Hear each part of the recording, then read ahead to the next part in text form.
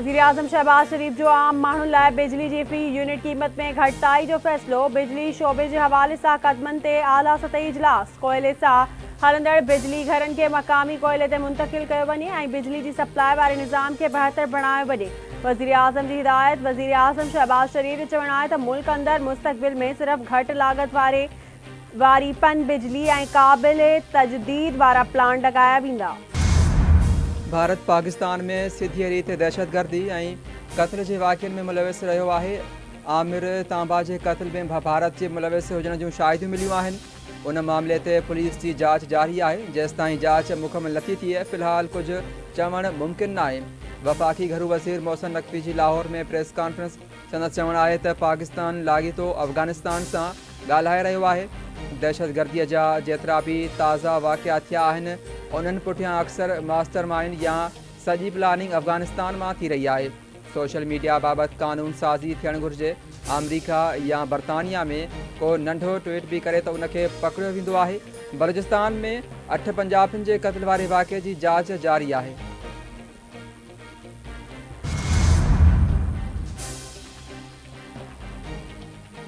धाड़ेल हथियार फिटाकनि खेनि अदालतुनि में पेश कयो वेंदो। ॿी सूरत में सख़्त ऑपरेशन थींदो। सूबाई घरू वज़ीर ज़ियाउल हसन लंजार जी धाड़ेलनि खे आज। सन चवणु आहे त शिकारपुर घोटकी ऐं कश्मोर जे कचे में धाड़ेलनि ख़िलाफ़ ऑपरेशन कंदासीं। धाड़ेलनि वटि जदीद हथियार आहिनि, पुलिस वटि नाहिनि। मिलिट्री ग्रेड जे हथियारनि लाइ वफ़ाक़ी हुकूमत खां इजाज़त वरिती वई आहे। निगरान हुकूमत में अमन अमान जो मसइलो घणो ख़राब थियो। बिगाड़ ठीक थियण में वक़्तु लॻंदो। कराची में बदअमनी निगरान हुकूमत जी लापरवाही आहे। सियासी जमायतुनि जा बयान रद्द करियां थो। घरू वज़ीर ज़ियाउल हसन लंजार जी कंदकोट में अमन अमान बाबति इजलास खां पोइ IG सिंध पुलिस गुलाम नबी मेमण सां गॾु प्रेस कॉन्फ्रेंस। तुन चवणु आहे त क़बाइली झेड़नि जे ख़ात्मे लाइ मुख़्तलिफ़ बिरादरियुनि जी सरदारनि सां गॾिजाणी कई आहे। प्रिया कुमारी जी बाज़ियाबी लाइ JIT जोड़ी आहे। शहीद सहाफ़ी जान मोहम्मद महर जा क़ातिल कचे में रहनि था। इन हवाले सां जल्द नतीजो मिलंदो। हुकूमत बिजली चोरी करण लाइ पुरज़्म आहे। असांजी ट्रांसमिशन लाइन्स जी हालत ख़राब आहे। जेतिरी बिजली पैदा करियूं, जेकॾहिं ट्रांसमिशन सिस्टम बहितर न थियो त को फ़ाइदो नाहे। सूबा बिजली चोरी खे रोकण लाइ चोगा उभाउ वठनि। वज़ीर आज़म शहबाज शरीफ जो बिजली शोबनि बाबति आला सतही इजलास खे ख़िताब। संदसि चवणु आहे त बरसातुनि सबबि नुक़साननि जी हवाले सां नेशनल डिज़ास्टर मैनेजमेंट अथॉरिटी खे हिदायतूं जारी कयूं आहिनि। बरसातुनि सां डैम भरजंदा ऐं पन बिजलीअ में फ़ाइदो थींदो, पर बरसातुनि में काफ़ी जानियूं बि ज़ाया थियूं आहिनि। सिंध में सरकारी नौकरियुनि ते पाबंदी बाबति केस में अहम अॻभराई। अदालत ग्रेड 1 खां 15 ग्रेड ताईं जी सरकारी नौकरियुनि बाबति स्टे ऑर्डर ख़त्म करे छॾियो। सूबाई हुकूमत खे सरकारी नौकरियूं फ़राहम करण जी मशरूत इजाज़त मिली वई। अदालत मार्क्स न आहिनि त नई हुकूमत ठही चुकी आहे। जेकॾहिं नए सिर सां इश्तिहार जारी करे शफ़ाफ़ तरीक़े सां नौकरियूं ॾिनियूं वञनि त को एतिराज़ नाहे। MQM अॻवान अली ख़ुर्शीदीअ जी सिंध हुकूमत ऐं पुलिस ते शिदी तनक़ीद। अली ख़ुर्शीद जो चवणु आहे त कराची में अमन अमान जे हवाले सां पुलिस पंहिंजूं ज़िम्मेवारियूं अदा करण में मुकमल तौरु नाकाम थी चुकी आहे। उन्हनि वज़ीरनि खे शर्म अचणु घुरिजे जेके चवनि था त शहर में अमन अमान क़ाइमु थिए। कराचीअ में अमन अमान जी सूरत हाल इंतिहाई ख़राब आहे। रोडनि रस्तनि ते माण्हुनि खे मारियो पियो वञे। हर मज़हब सां तालुक़ु रखंदड़ स्ट्रीट क्राइम मां तंग आहिनि। ॾोहारियुनि जी न का ॿोली हूंदी आहे, न ई को मज़हब या क़ौमियत हूंदी आहे। MQM चवे थी त फ़िलाणी ॿोली ॻाल्हाइण वारा ॾोह करे रहिया आहिनि। इहा नफ़रत जी सियासत आहे। हिकु पासे मुतहदा चवे थी त मकानी खातनि जो निज़ाम मज़बूत कयो वञे, ॿिए पासे चवनि था त सूबाई मामलनि में वफ़ाक़ मुदाख़लत करे। इहा सियासी मुनाफ़िक़त असल में MQM जो पीपल्स पार्टी जी हुकूमत सां बुग़्ज़ जो सबूत आहे। सूबाई वज़ीर नासिर हुसैन शाह जो MQM अॻवान जे बयान ते रद्द अमल। संदसि चवणु आहे त माज़ी में मुतहदा कराची में ऑपरेशन जो मुतालबो कयो हो ऐं जॾहिं ऑपरेशन थियो त सभ खां वधीक दाहूं बि उन्हनि ई कयूं हुयूं। मुतहदा अहिड़ा मुतालबा न करे जो पाण मुतासिर थिए। सिंध हुकूमत स्ट्रीट क्राइम्स ख़िलाफ़ बहितर नमूने क़दम खणी रही आहे। सऊदी परॾेही वज़ीर फैसल बिन फरहान अल सऊद जी सरबराही में आला सतही वफ़द अॼु दौरे ते पाकिस्तान पहुचंदो। सऊदी वफ़द सदर आसिफ़ ज़रदारी, वज़ीर आज़म Shehbaz Sharif, army chief general Asim Munir ऐं ॿियनि अख़्तियारनि सां मुलाक़ातूं कंदो। मुख़्तलिफ़ शोबनि में $5 अरब जी सीड़पकारी लाइ रोड मैप तय कयो वेंदो। सऊदी वली अहद मोहम्मद बिन सलमान जी बि मई में पाकिस्तान जे दौरे जो इम्कान। सिंध के सीनियर वजीर शर्जील इनाम मेमण तरफा आवाम लाइ खुशखबरी। मीरपुर खास में पीपल्स बस सर्विस शुरू करण जो ऐलान। पिंक बस सर्विस जा 2 नवां रूट्स भी 19 अप्रैल खां शुरू कया वेंदा। शर्जील इनाम मेमण जी सदारत हेठ इजलास में 10 नयूं बसूं भी पिंक सर्विस में शामिल करण जो फैसलो कयो वियो। सीनियर सूबाई वजीर शर्जील इनाम मेमण जो चवण आहे त पिंक बस सर्विस जी नए रूट्स जो इफ्तिताह 19 अप्रैल ते थींदो। 20 अप्रैल खां मीरपुर खास जे अवाम लाइ भी पीपल्स बस सर्विस शुरू कई वेंदी। Cashless automated fair collection smart card 25 अप्रैल खां लॉन्च कयो वेंदो। रोज़गार जा नवां मौक़ा फ़राहम थींदा। इक़्तिसादी सरगर्मियुनि खे भी हथी मिलंदी। सॼी सिंध में पीपल्स बस सर्विस शुरू थियण सां अवाम खे इनकलाबी रिलीफ मिलंदी।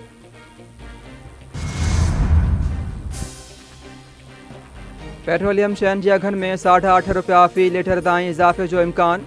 ज़रीन मूजिबि आलमी मार्केट में पेट्रोल ऐं डीज़ल जी क़ीमतुनि में $4 ऐं फ़ी बैरल इज़ाफ़ो थियो आहे। पाकिस्तान में पेट्रोल जी क़ीमत में ₹2.50 खां ₹2.80 ताईं फ़ी लीटर इज़ाफ़ो थी सघे थो। डीज़ल जी क़ीमत में $8 फ़ी लीटर इज़ाफ़े जो इम्कान आहे।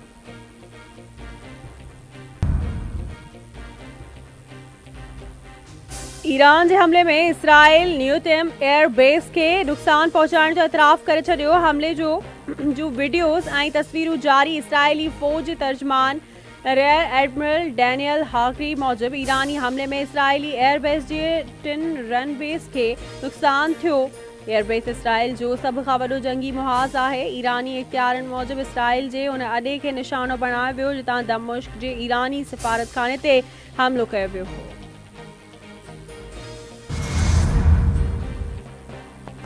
पाक ईरान लाॻापनि में वरी अगभराई। ईरान जो सदर इब्राहिम रईसी कुझु ॾींहंनि खां पोइ पाकिस्तान जो दौरो कंदो। ईरानी सदर पहिरियों परॾेही अॻुवाण हूंदो जेको मौजूदा पाकिस्तानी हुकूमत जे इक़्तिदार में अचण बाद पाकिस्तान जो दौरो कंदो। सिफ़ारती ज़रीन मूजिबि ईरानी सदर इब्राहिम रईसी 22 अप्रैल ते वफ़द सां गॾु पाकिस्तान पहुचंदो। ईरानी सदर दौरे दौरान सदर आसिफ ज़रदारी वज़ीर आज़म शहबाज शरीफ़ ऐं फ़ौजी क़यादत सां मुलाक़ातूं कंदो। मुलाक़ातुनि में ॿितरफ़नि लाॻापनि ऐं पाक ईरान गैस पाइपलाइन समेत विच ओभर जे बदिलजंदड़ सूरत हाल ते भी ख़्यालनि जी ॾे वठि कई वेंदी।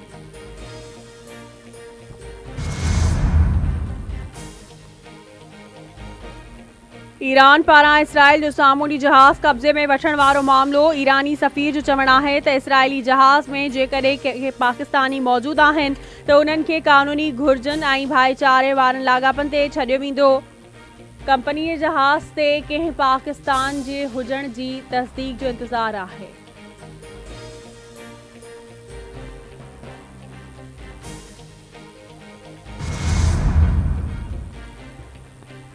ईरान जे इसराइल ते मिज़ाइल ऐं ड्रोन हमले खां पोइ गॾियल क़ौमुनि जी सलामती काउंसिल जो हंगामी इजलास बग़ैर कंहिं नतीजे मुलतवी। इसराइल ईरान चिकताण ते वधीक बहस बाद में कयो वेंदो। गॾियल क़ौमुनि जे सेक्रेटरी जनरल पारां इसराइल ते ईरानी हमले जी मज़म्मत। एंटोनियो गुतरेस चयो आहे त विच ओभर तबाहीअ जे किनारे थी आहे। खिते में जंग जो भी ख़तरो आहे। कंहिं भी रियासत जी सालिमियत ख़िलाफ़ ताक़त जो इस्तेमालु मना आहे। शिकताण घटाए सब्र जो मुज़ाहिरो करण जो वक़्तु अची वियो आहे। अमरीकी नुमाइंदे पारां ईरान ऐं संदसि इतिहादियुनि खां हमला बंदि करण जो मुतालबो। ईरानी नुमाइंदे अमरीका बरतानिया ऐं फ्रांस जो रवैयो मुनाफ़िक़ाणो करार ॾेई छॾियो। संदसि चवणु आहे त उहे मुल्क फ़लस्तीनियुनि जी नस्ल कुशी खे जाइज़ करार ॾेई रहिया आहिनि। अमरीका फ़ौजी कार्रवाई शुरू कई त रद्द अमल जो हक़ इस्तेमालु कयो वेंदो।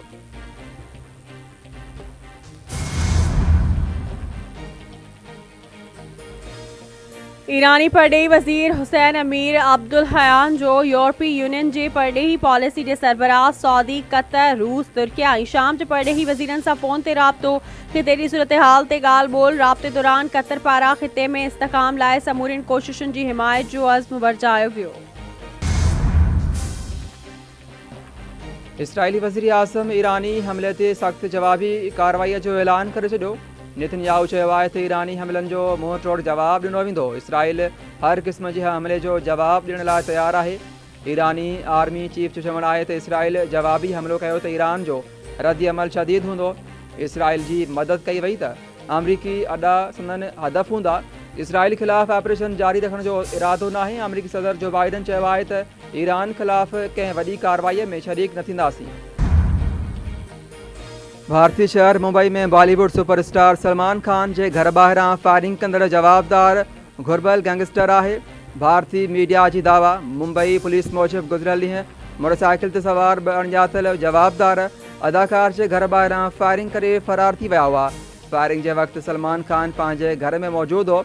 सलमान खान जे घर ॿाहिरां फायरिंग जी कुझु कलाकनि खां पोइ जेल में क़ैद गैंगस्टर लार्स बिश्नोई जी भाउ अनमोल बिश्नोई सोशल मीडिया पोस्ट ज़रिए वाक़िए जी ज़िम्मेवारी क़बूले वरिती ऐं चयो त इहो सिर्फ़ु हिकु ट्रेलर हो।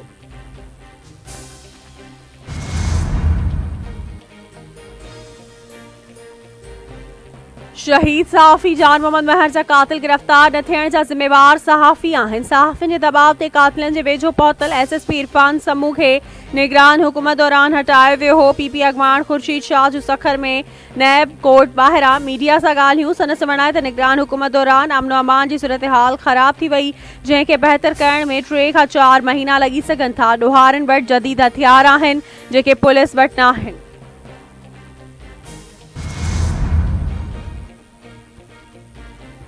लाहौर जी दहशतगर्दी टोड़ अदालत अॻूणे वफ़ाक़ी वज़ीर फवाद चौधरी जी 9 मई सानिय जी 4 केसनि में 20 अप्रैल ताईं उबूरी ज़मानत मंज़ूर करे वरिती। फवाद चौधरी पंहिंजे घरवारीअ समेत अदालत में पेश थियो। फवाद चौधरी मॉडल टाउन जे थाणे गुलबर्ग में ऐं नसीराबाद में दाख़िल हिक केस में ज़मानत वारी दरख़्वास्त दाख़िल कई हुई।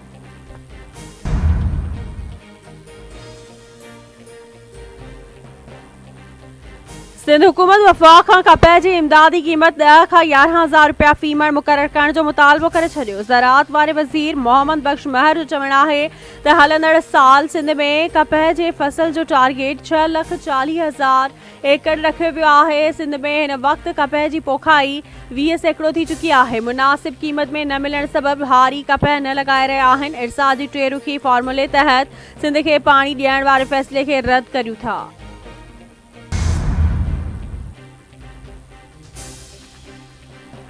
मीरपुर ख़ास में जवाबदार घरू तकरार तां ज़ाल खे गलो कपे क़तल करे छॾियो। महमूदाबाद थाणे जी हद बुखारी टाउन में क़तल जो वाक़ियो पेश आयो। जवाबदार यासीन राजपूत रुखसाना जो छुरी सां गलो कपे फ़रार थी वियो। औरत खे सिविल अस्पताल नियो वियो, जिते हिन ज़ख़्मनि जा सूर न सहंदे दम धणी हवाले कयो। मक़तूला जे ॾेर नासिर जो चवणु हुयो त भाउ फजर महल निंड सुतल भाॼाई जो गलो कपे फ़रार थी वियो आहे। कराची समेत सॼे मुल्क में बरसातुनि जे नए सिलसिले जी अक थी। मथांनि इलाइक़नि में बर्फ़बारी ऐं गड़े जो बि इम्कान। मौसमियात खाते मूजिबि कराची में ओलहे जी हवाउनि जो हिकु ॿियो सिलसिलो 17 अप्रैल ते दाख़िल थींदो। कराची ऐं हैदराबाद डिवीज़न में 18 अप्रैल खां तेज़ बरसाति पइजी सघे थी। मई ऐं जून में गर्मी थींदी पर वधीक न थींदी। केपी, कश्मीर, इस्लामाबाद, पंजाब, गिलगित बल्तिस्तान ऐं पोठोहार में वधीक बरसाति ऐं गड़े जो इम्कान। पीडीएमए मूजिबि केपी में बरसातुनि सबबि मुख़्तलिफ़ हादसनि में 8 ॼणा फ़ौत ऐं 12 ॼणा ज़ख़्मी थी पिया।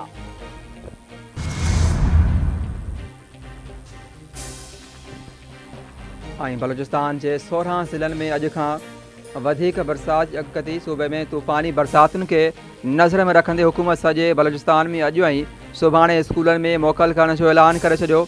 मुतासिर इलाइक़नि में रेन एमरजेंसी लागू।